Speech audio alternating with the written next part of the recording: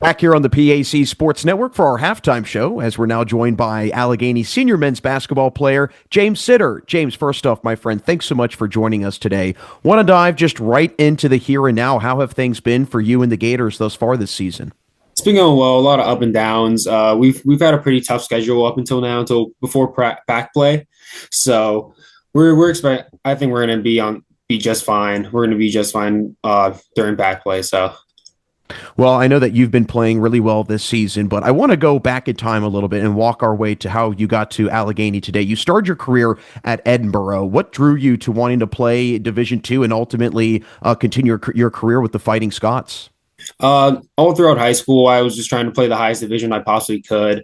And I think my senior year state playoff run is when Embro offered me. So right when they offered me, I knew I wanted to be the best player I can be. I knew playing at Division II that was going to let me be the best player. Well, you only spent a year there and you go to Allegheny. What was that process like for you going in the transfer portal? And then ultimately, how did you find out about Allegheny? Allegheny was one of the first schools that started recruiting me since my sophomore year of high school, I think.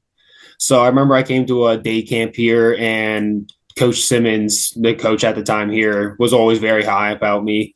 So he came to a lot of my practices, my games. So I always knew Allegheny was a good place to be. But after Ambro, I saw that college basketball was more about just playing at the best level. It was also about the best academics. So that mainly what brought me here my sophomore year.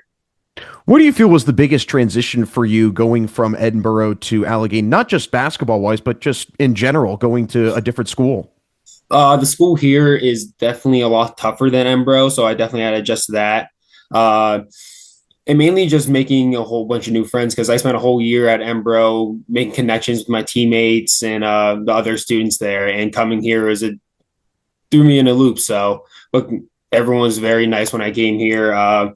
They're very supportive, and they had the same goal as me. So. Well, I would say that you've settled in very nicely at Allegheny, and you saw that on the court as well. You saw a big time production jump in your play from sophomore to junior year. What do you feel was the biggest part of your game, and where do you feel you grew the most as a player on the court from that second to third year in college basketball? Definitely just the game slowing down for me. My sophomore year was really my first year at getting real minutes, so it was still very new to me. But after going in my junior year, the game started slowing down. I started to understand it more. So yeah, that'd probably be the biggest part.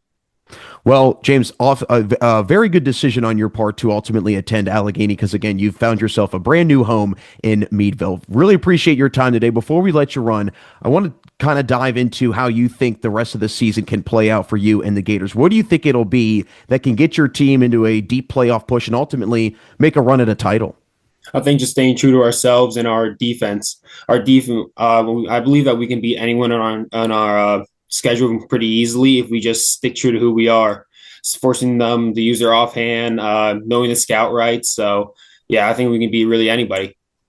Well, James, certainly excited to see how the rest of the season is for you and Allegheny. As always, thanks so much for your time today, and good luck the rest of the way. Thank you. Appreciate it. Thank you for having me.